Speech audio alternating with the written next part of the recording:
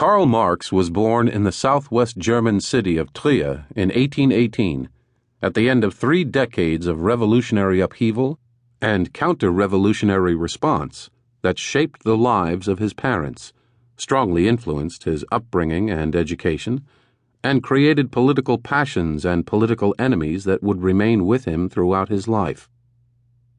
Trier remains today, even as it was in Marx's youth, a very old city, a Roman foundation. Like many urban centers on Germany's western fringes, it had reached its high point in the 3rd century A.D., when it glimmered briefly as the capital of the Roman Empire, but had been in almost continuous decline for the next 1,500 years. As late as the 1840s, the city seemed like the wraith of a past civilization, large vacant spaces within its walls, some employed for farming, some just empty and unused, eloquent testimony to a distant past overshadowing a modest present.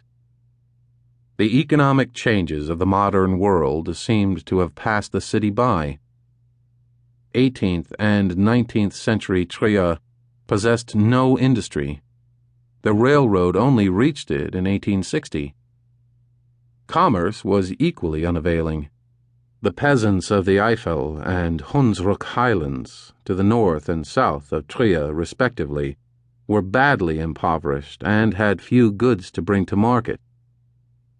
Perhaps more promising was the viticulture practiced in the valley of the Moselle River, where Trier is situated.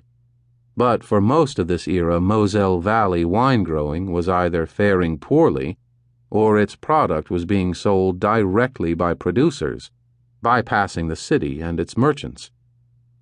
What remained for the city was another Roman legacy, its close ties to the Catholic Church, a center of Christianity since Roman times, with a resident bishop from the 3rd century onward.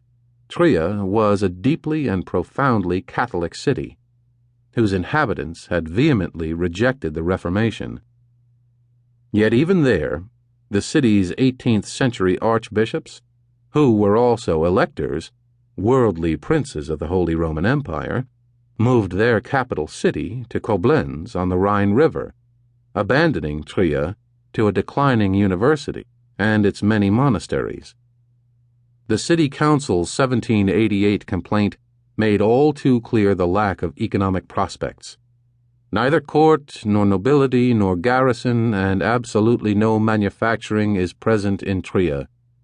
The few persons of quality and the university currently lying buried under its upheaval are worth little.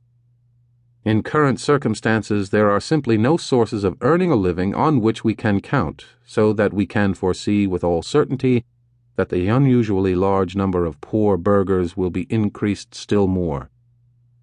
Social and political institutions in the city of Trier, in the electorate to which it belonged, and in the Holy Roman Empire, the governing body loosely tying together the hundreds of small, medium-sized, and a few large states in Central Europe, as was generally the case in continental Europe before the French Revolution of 1789, were organized in an arrangement that historians call the Society of Orders.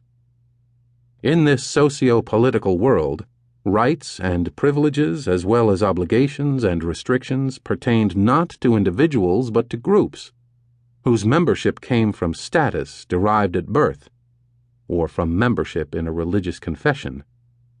Members of different groups possessed very different rights and privileges, generally set down in legally binding charters, such as the privileges of the Catholic burghers of the Catholic city of Trier to practice crafts and to deny Protestants residence there.